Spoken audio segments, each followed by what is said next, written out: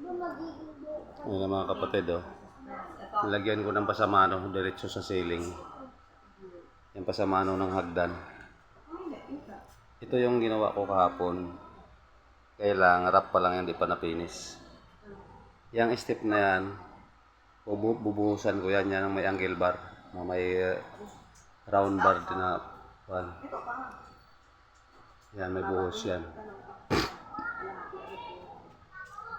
Ito, akit siya dito. Tapos yan.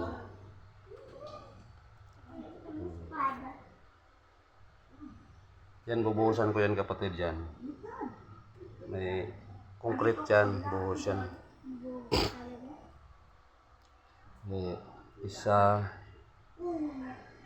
dalawa, tatlo, apat na step. Bubuhusan ko yan. Angle bar yan kapatid yan. Nakalagay dyan. Tapos bubuhusan ko. Ito ba ito na angle bar? Ito naman tubular to sa gilid.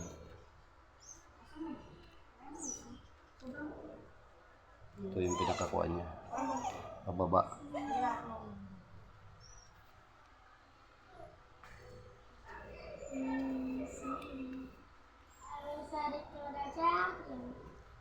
Yan lang ang pwedeng gawin dito sa space ng unit na to, maliit eh.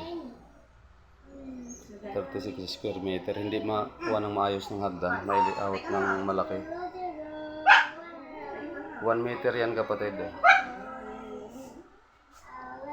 Yan, akyat siya dyan, pataas yan, diretso doon. Pero okay yung step na yan kapatid. Banayad yung step na kahit bata makadaan dyan. Kapag napluringan na, itatiles ko rin yan. Diretso sa taas. Oh. Yung dating hagdan yan, ito yung may walang pintura. Yan ang dati niyang hagdan yan. Ngayon, binago ko. Ito na yon. Yan, pababa.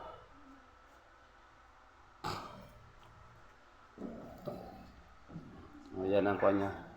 Pasamano niya diretso sa ceiling yan.